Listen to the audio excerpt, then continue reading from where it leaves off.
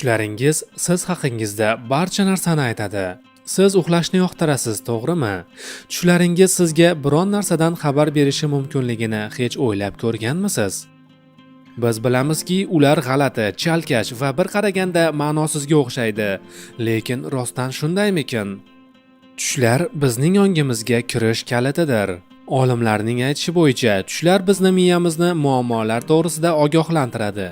Sizni biron maxluq quvlaydimi yoki siz qushday yengil parvoz qilasizmi?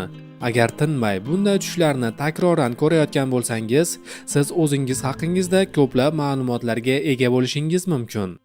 Biz bugun 5 turdagi tushlarni ko'rib chiqamiz. Birinchisi, tepalikdan tushib ketadigan tushlar. Siz tushingizda pastga qulayotgan bo'lasizmi? Demak, siz hech kimdan yordam kutmayapsiz va kuchingizni yo'qotgansiz. Odatda bu ish yoki o'qish bilan bog'liq. Bu tushni tahlil qilsangiz, siz o'z muammoingizga yechim topishingiz mumkin. Jarlikka qulayotgan tushlar haqiqiy hayotda ishlar bilan o'ta bandligingizdan darak beradi. Ikkinchisi, sizni kuzatadigan tushlar. Qo'rqinchli tushlardan biri bu dahshatli kimsa orqangizdan quvlashidir. Va bu tushunarsiz mavjudot. Bunday tushlar sizga haqiqiy hayotda muammolardan qochayotganingizdan darak beradi.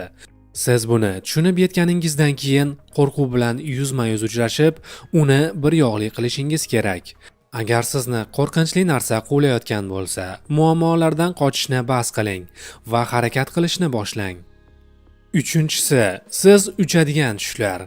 Siz qushday uchadigan tushlarda hammasi yoqimli bo'lishi mumkin. Siz bulutlar orasida uchishingiz yoki kosmosda uchib yurishingiz mumkin. Bunday tushlar ko'p hollarda ijobiy bo'lib, sizga erkinlik, ozodlikdan xabar beradi.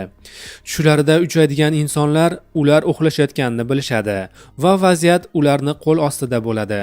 Agar siz tushingizda uchsangiz, demak siz nimadandir qutulgansiz yoki biron katta vazifani uddaladingiz. To'rtinchisi, sizni sinaydigan tushlar.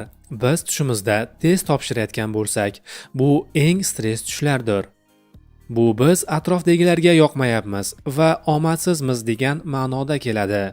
Bu tushni ko'pchilik ko'radi, axir sharmandalikdan hamma qochadi.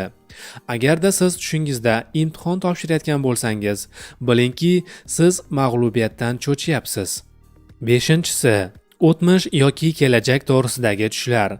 Ba'zi payt o'tmishdagi voqealar tushimizga kirishi mumkin yoki kelajakda nima bo'lishini ko'rishimiz mumkin. Qoidalarga ko'ra esa o'tmishdagi tushlar his-tuyg'uga to'la va esda qolarli bo'lishi mumkin. Bunday tushlar sog'inch va afsusdan darak beradi. Agar kelajakni tush ko'rsangiz, bu oldinda turgan hodisalardan qo'rqayotganingizni anglatadi. Agar tushingizda vaqt o'zgarayotgan bo'lsa, demak siz o'tmishingizdan achinyapsiz yoki kelajakdagi qarorlaringizdan xavotirlanyapsiz. Aytilgan tushlardan qaysi birini ko'proq ko'rasiz? Bu haqda kommentariyada yozib qoldiring va like bosib obuna bo'lishni unutmang.